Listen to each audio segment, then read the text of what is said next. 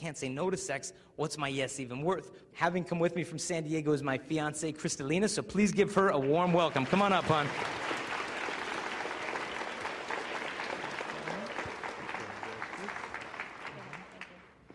Good morning, everyone. Okay, now, I'm coming from a completely different angle than Jason here. When I was about a sophomore in high school, I had my first serious relationship. And after a while of dating, we thought we were in love and everything was great. And slowly, we started to get very physical. And slowly, the pressure started to set into the relationship. And he said, well, girl, if you really love me, if you truly love me, you'd prove it to me. You'd show me just how much you love me. So I needed advice. So I went to my girlfriends and I said, well, he kind of wants to do this with me, and he wants to do that.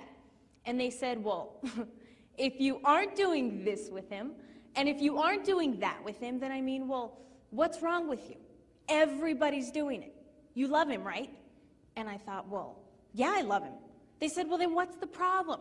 So at the age of 15, I lost my virginity, thinking it was going to cause this huge, great emotional bond between us. We were going to be on cloud nine and so in love. And in all actuality, it eventually destroyed any love in the relationship, and all respect was just thrown out the window. Because if I couldn't even respect my own body, how was he supposed to respect it? And after a while of dating, it seemed like he didn't want to spend time with me anymore. He was basically spending the time with my body. Now, when a girl is being used, she knows it. She knows it in the depths of her heart. She may deny it, she may ignore it, but she knows it, and I knew it. And after a while, we were constantly fighting. He was cheating on me, and we broke up and went our separate ways. Now, I will never forget the day when he walked away from me for the very last time. And as he walked away from me, all I could think about was that guy's taking something with him that never belonged to him in the first place. But I can't get it back, right? What's the point? It's already gone. So there I was in the cafeteria talking with my girlfriends. And I came to this conclusion, okay, if a guy can date me for about 6 months without sleeping with me, then he must love me. Then I'll sleep with him. And I think now 6 months, 6 months is the price that I put on my body. If he gives me just a little bit of that time and just a little bit of that attention, that's the definition of love. And I carried this mentality all through high school. He was the first guy that I slept with, but he wasn't the last, because it starts a vicious cycle. And after a while, I was pretty deep into it. Now, I'm not standing up here pointing my finger at you guys, saying, you guys, you're the problem. No. I happen to believe that you guys will be as much of a gentleman as we ladies require.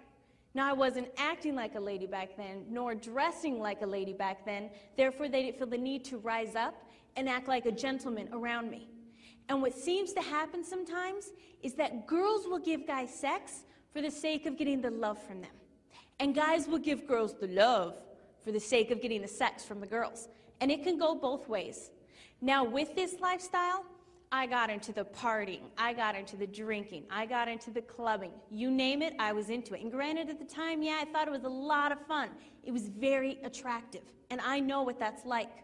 But I also know what it's like to wake up the next day when that party's over, when those friends are gone, and when I was there by myself.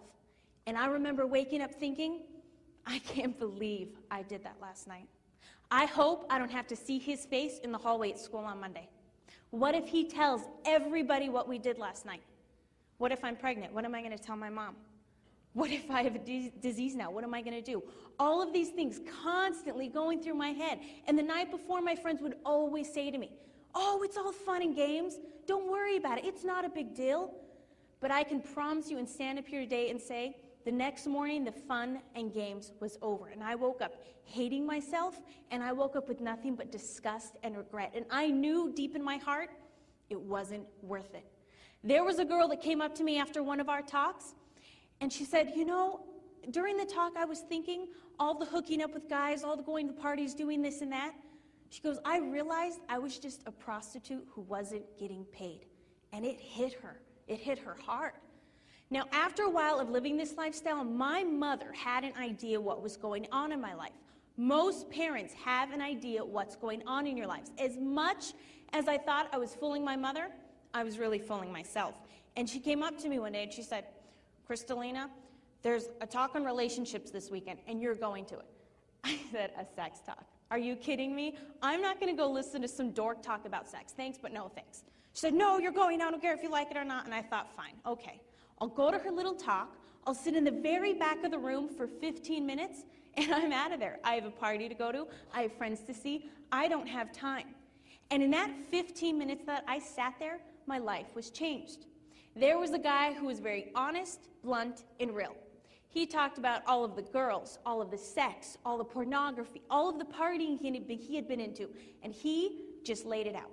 And I felt like that guy, he had grabbed my hand out of the audience, and he walked through my life. Like he could see the things I was most ashamed of and hiding, and I thought, well, what's the difference?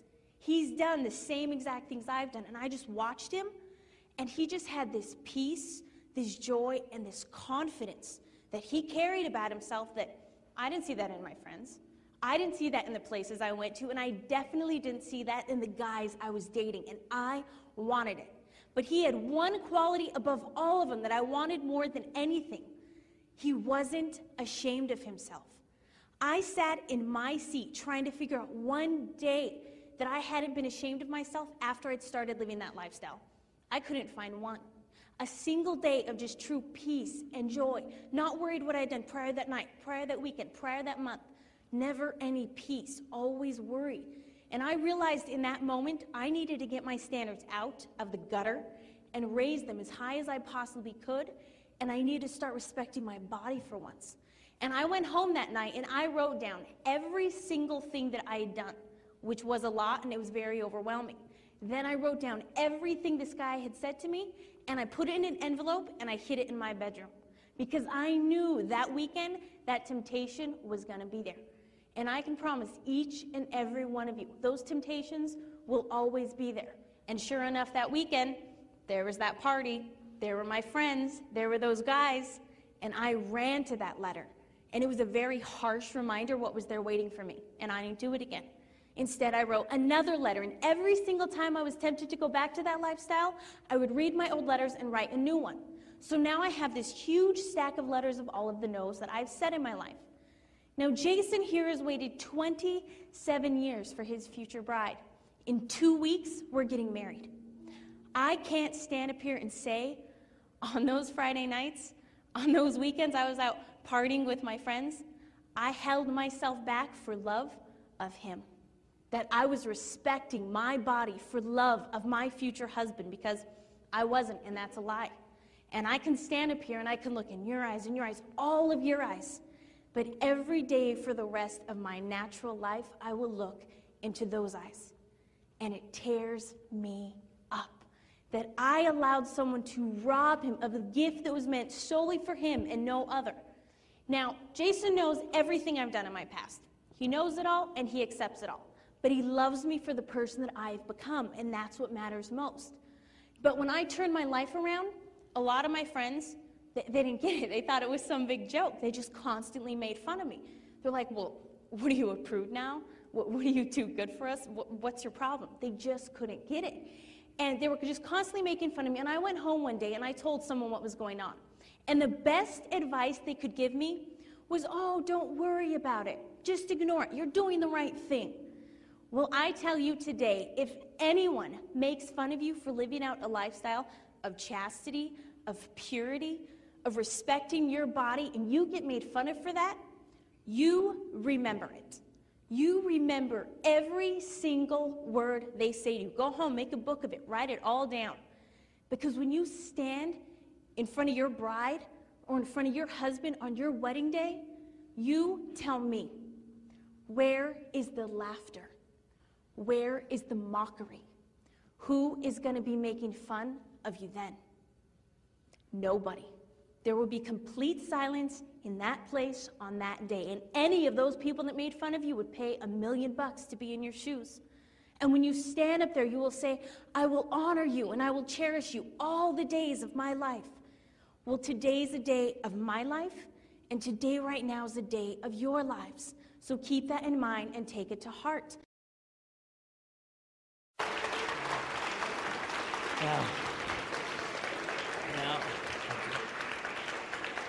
Now, as you could probably imagine how grateful I am that she started waiting for me, and she was afraid if she left those guys who were cheating on her, who were physically abusing her, emotionally abusing her, she was afraid if she left them, she'd miss out on love.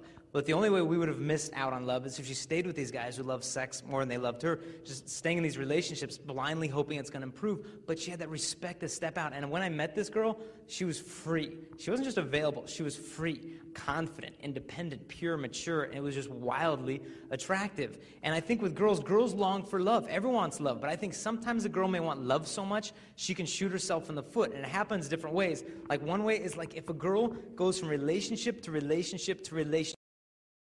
Now, we're getting married in 11 and a half days, not that anyone's counting, but with our wedding coming up, we're setting the foundation for our love together. We're doing different things. Like, number one, there's no way that we're going to live together before we get married. You know, shack up and cohabitate. You know how some couples live together, they play house for a little while, test drive each other, then they get married? You ever check out what their divorce rate is in marriage for couples who cohabitate then marry? They have a divorce rate of 80%. 8 out of 10 of them get divorced because they don't know what makes love work. They think you can just test drive each other. So we're not going to shack up. Number two, no way are we going to sleep together before our wedding night. If I had sex with Crystalina tonight, I would be lying to her. My body would be saying, I give myself totally to you. I belong completely to you. Everything that I'm giving is yours. But it'd be a lie. I don't belong to her. I'm not her husband. Even if my intentions were good, the embrace would be a lie. A movie came out a while back called Vanilla Sky, and in it, Tom Cruise sleeps with this girl, and after they have sex, she says to him, she says, your body is making promises to me, even if you won't. And the embrace of sex is that promise. I give myself completely to you, and unless I'm married, it's simply not true. And you might be thinking, okay, Jay, look, I get it. Okay, Jason, you shouldn't use a girl. But Jason, what if it's not like that? What if it's not like every time you get together, you're having sex? What if you really love each other, and you totally agree that you're ready for this? Why can't you have sex? I'd say step back. What is love? Love means you do what is best for your beloved. And I ask you, is it best for Crystalina to wake up tomorrow morning thinking, am I going to be 2 weeks pregnant on our wedding day? Is my mom going to find out? Am I going to get disease? Am I getting used? Is it best for a girl to put her through these fears? It never is. So why are we abstinent? It's not because we're afraid of pregnancy or disease. It's because of love. It is so simple, because love can wait to give, but lust cannot wait to get. And if you're in a sexually active relationship, you can take the sex out and you can see if there's love there. We did this where we were in Michigan. One of the last things we want to leave with you guys is we're going to offer your school something called a Pure Love Club. It's chastity. It's not like an abstinence bereavement group. You know, you like get together at lunch and you're like, did you have sex? You know, no. Do you have sex? You know, no. Let's hug. Wah. You know, this is basically, we're raising up an army around the country of people who are spreading this message through their schools. And if you're watching the video, you can go to our website and find the guidelines for the club there. Questions and all the materials and stuff that we gave out are going to be there on that website also. Now, we've been able to explain certain things today, but the one thing I know we can't explain to you honestly is the peace and the joy that come from chastity. It's worth more than all the pleasures of the world. And there's so much peace, and that purity will be your super glue. You will have romance without regret, and you can fall in love for the right reasons. You guys have been an awesome audience. We love you very much. Have a wonderful life. Thank you.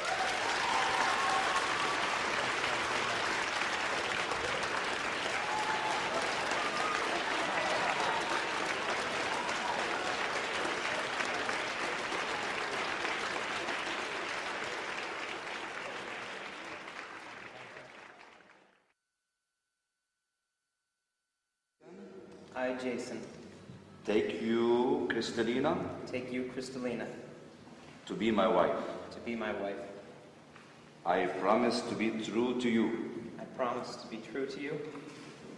In good times. And in bad. In sickness. And in health. I will love you. And honor you. All the days of my life. And you repeat after me, Crystalina. I, Crystalina, take you, Jason, to be my husband. I promise to be true to you. In good times. and in bed, and in bed, in sickness in sickness and in health. and in health. I will love you I will love you and honor you and honor you all the days of my life. all the days of my life.